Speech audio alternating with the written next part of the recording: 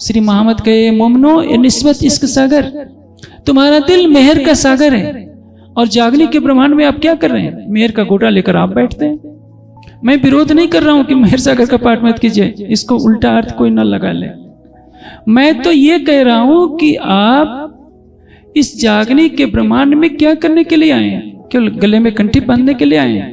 आप कौन है आपको तो ये भी नहीं पता। आप वैष्णव की नकल कर रहे हैं, कंठी पहन लिया, तिलक लगा लिया और कुछ कर लिया। अरे भाई, जो ब्रज में नहीं बताया था, जो रास में नहीं बताया था, वो आपके धाम हृदय में बैठा है। आप जागनी रास खेलने के लिए आए हैं।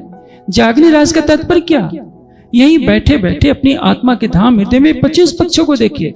हम लुटाना तो जानते ही नहीं, लुटना जानते हैं। 25 रुपया का नारियल चढ़ाएंगे, कहेंगे कि राज जी यदि 25 लाख का फायदा हो जाएगा तो एक और चढ़ा दूंगा, इससे बड़ा छल और क्या होगा। एक बात बताइए, जब राजी अंतर ध्यान होते हैं तो सखियां माला लेकर बैठ जाती हैं, राजी आ जाइए, राजी आ जाइए, सभी वीरा में तड़प रही है। कोई तारतम महामंत्र का पाठ करता है? कोई मेहर सागर का गोटा पढ़ता है? नहीं। उनका हृदय ही अपना नहीं है, तन उनका अपना नहीं है, वो प्रेम के रस में डूबी है। श्री कृष्ण मथुरा चले जाते हैं, विरह में तड़प तड़प कर गोपियां प्राण छोड़ देती हैं। वो योग माया की सखियां हैं, परम धाम के भी नहीं है, लेकिन उनके हाथों में माला नहीं है, कंठी माला नहीं है, किसी मंत्र का जप नहीं कर रही है। जिसके हृदय में ही प्रीतम बसता है उसको माला के जप करने का कोई मतलब नहीं। प्रेम कहता है अपने अस्तित्व को मिटा दो। श्री कृष्ण ने मिटा करके दिखाया है। एक सर्वशक्तिमान अक्षरातीत।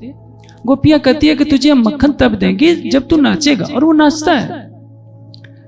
परम धाम का जो सौंदर्य है, परम धाम का प्रेम है, उसका करोड़वां अंश रास में झलका था। और उसके साथ हमने प्रेम की लीला की। जागने के ब्रह्मांड में अष्टपहर 64 घड़ी बैठे बांसों की तजाहिर पर दिल न लगे।